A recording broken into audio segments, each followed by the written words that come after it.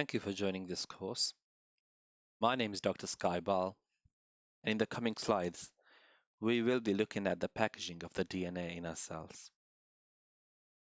Specifically, we are going to cover DNA packaging, followed by a look at the role of DNA packaging in gene regulation.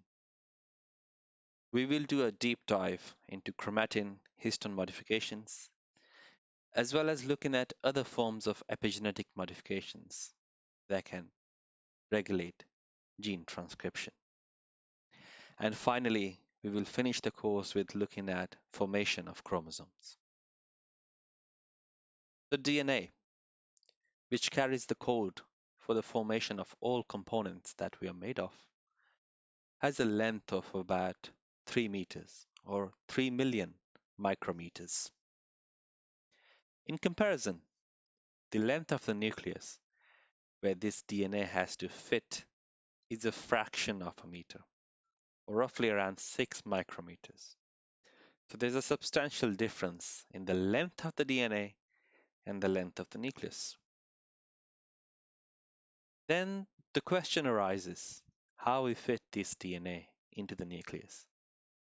Now, nature has its answer to that, which is by compacting the DNA strand using proteins to wrap this DNA strand around and place it inside the nucleus. These proteins are called histones. And the combination of histones and the DNA makes a structure called nucleosome. I'm going to zoom in here just to show you the binding of DNA to histone and how it's wrapped around. So the bowl-shaped structure you see are the histones and the wrapping is the DNA. And it's repeats of these proteins that make up the chromosome as we know it. Chromatin has traditionally been categorized into two main classes based on structural and functional criteria. Okay? So you have the more condensed form and you have the less condensed form. And the name for them is euchromatin, which is the less condensed form, and heterochromatin, which is the more condensed form. So euchromatin contains genes that are actively transcribed, but also contains some quiescent genes. Now, in comparison, on the other hand, heterochromatin is transcriptionally more repressed when you compare it to euchromatin and is generally more condensed than the euchromatin. This formation is usually associated with lesser transcription. Now, heterochromatin was initially recognized because it stains more darkly with DNA binding dye, and the remainder of the nucleus, which is euchromatin, is stained less darkly in comparison. So if you think about it, if the DNA is more tightly packed in a more condensed manner, it means there is more DNA in less space. Then the DNA binding dye will bind to the DNA, and the concentration of the DNA in the heterochromatin is higher than the concentration of the DNA in euchromatin.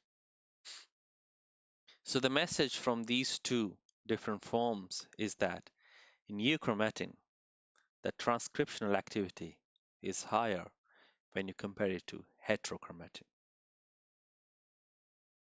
Now, another interesting factor about which chromatin structure is more active in transcription is that the active chromatin tends to be concentrated at the center of the nucleus.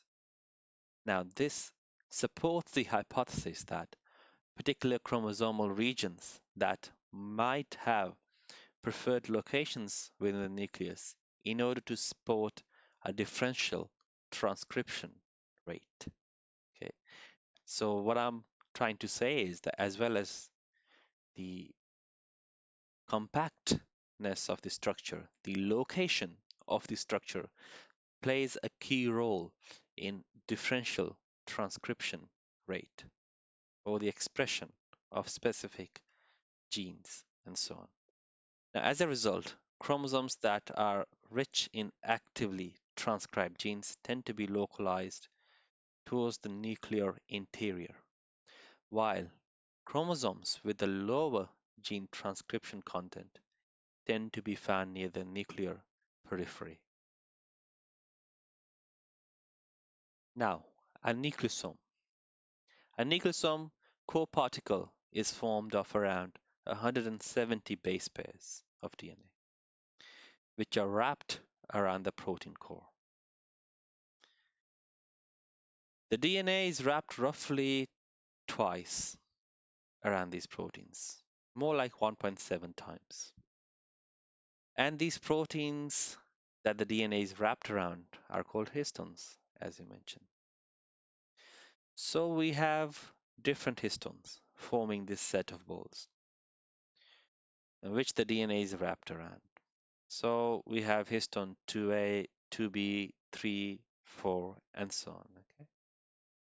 Now each nucleosome in chromosomes is typically associated with approximately 200 base pairs of DNA.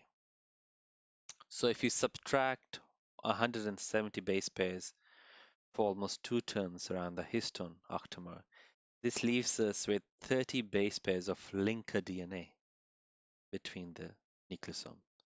The linker DNA can vary widely in length in different tissues, cell types, depending on whether it's a euchromatin, heterochromatin, and so on.